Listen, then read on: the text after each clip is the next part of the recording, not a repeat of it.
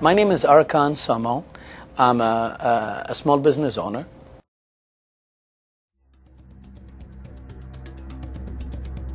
I heard a knock on my door, and when I opened the door, I found out my manager Irene telling me, "Look at this guy," and there was this guy with the huge butcher knife trying to open the register, and I have this other clerk standing with fear, really frozen next to him, doesn't know what exactly to do.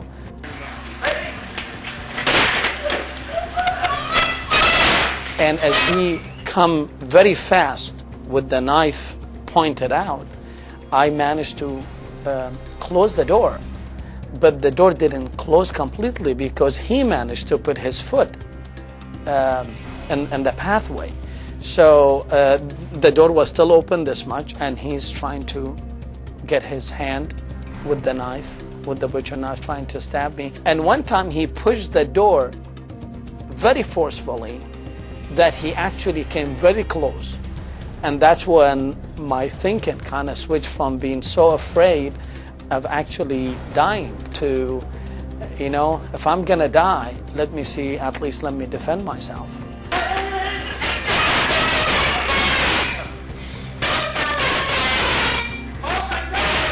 Fear does not describe it.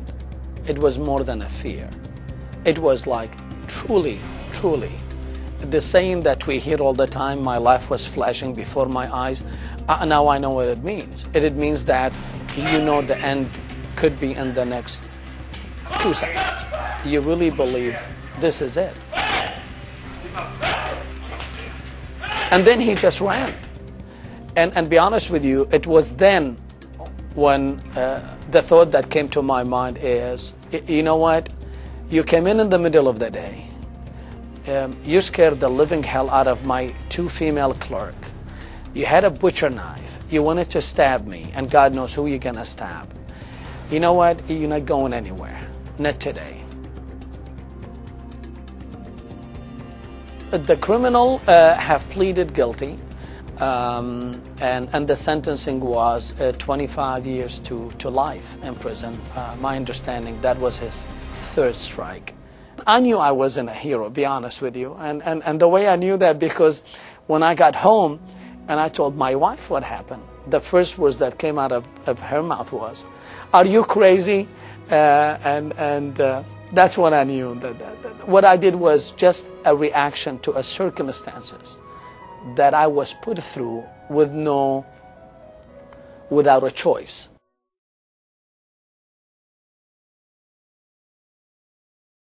My name is Natalie Garrett, and I'm 19 years old.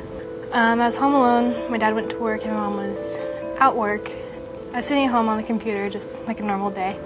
Then somebody comes to the door. So I kind of figured, okay, I have to answer the door, just send him away.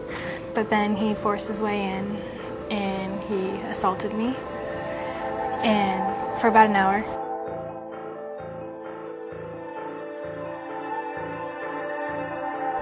I got to the point in my head where I thought, I'm just going to do anything to stay alive. While he was in my house, I was thinking to myself, back to my psychology class, I was thinking, I should really remember this because eyewitnesses don't really remember a lot of stuff. So I kind of really took into mind what he was wearing, what he looked like, and I described him perfectly.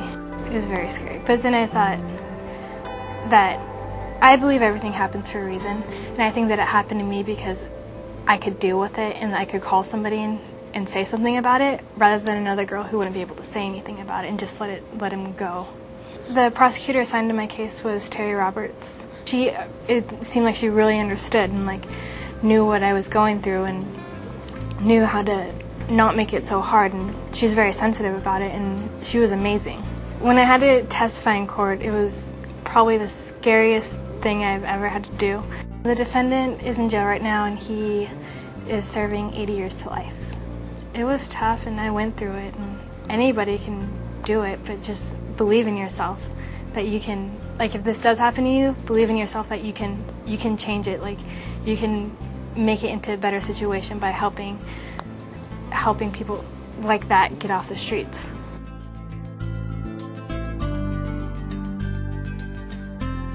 I named her Lucky just because I felt lucky to be alive and lucky to have her. And she protects me so much. Like if there's a noise at night, she'll start growling and barking, and I love her. I'm doing better. Like I still think about it, but I realize I have to think about the positives in life.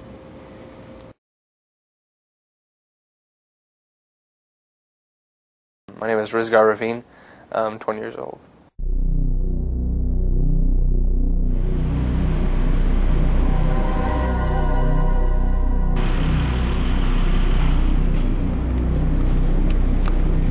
And I start walking up to the steps, and I see blood all over the front porch area. Before I called the 911, I saw a silhouette in the house through the windows. I know what my dad looks like, and it just wasn't my dad. I started to get scared. I'm like, so is someone else in there with my father? Why is there all this blood? If I go in now, what if something's going to happen to me? I don't know what's in there.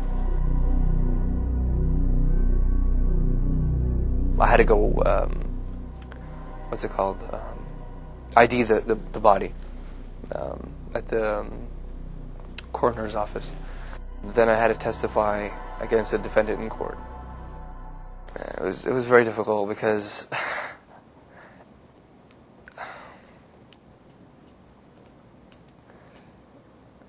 the guy kept on looking at me and smiling at me, and like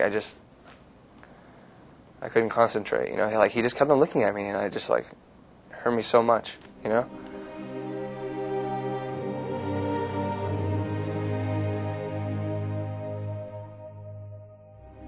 He wasn't just a father, he was like my brother. He was my best friend. I mean, anything I had a question for, he was always there. Anytime I wanted to talk to him, anytime I wanted to call him, he was there. It was like I don't have that anymore. I don't have anyone to go to. I don't have anyone to talk to. I lost a big portion of my life.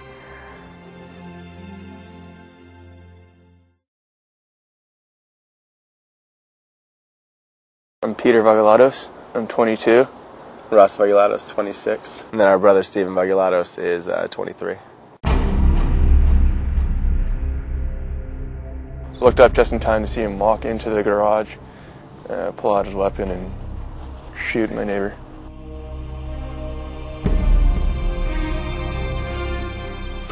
San Diego Police Dispatch. Salmon River. I have a person who was shot next door. Okay, what's your address? 13474 Black Hills Road. Is the person who shot him still there? No, he wouldn't. You're breaking, sir. What are you saying? Someone said that he went over the fence or heard someone climb the fence in the backyard of the house. Okay, the man who was shot, is he with you at your address or next door? She's in the car. There's a shooting victim in a car? Yeah. Okay, where is the car at in relation to your address? Right next door. Okay. We need an ambulance. Okay, yeah, we're going to start that, sir. Stay on the line. Do not hang up on me. Yeah. Steven had actually gone to the car, and he was the first one to see her. And his face I'll never forget. We got her on the driveway, laid her down, and by then PD had showed up.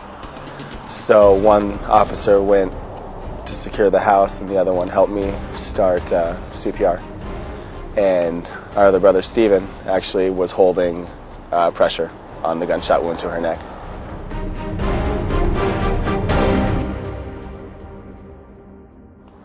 He got a life sentence with no possibility of parole.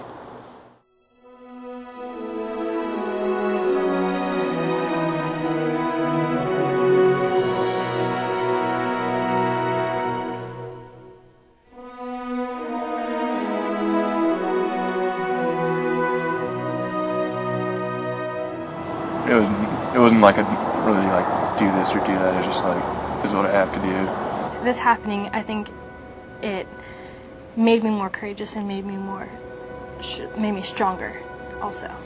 He was like my everything. If I just had him, my life would be complete. I believe humans will live up to whatever challenge they're giving. And I think it was one of these things that happened. No heroes.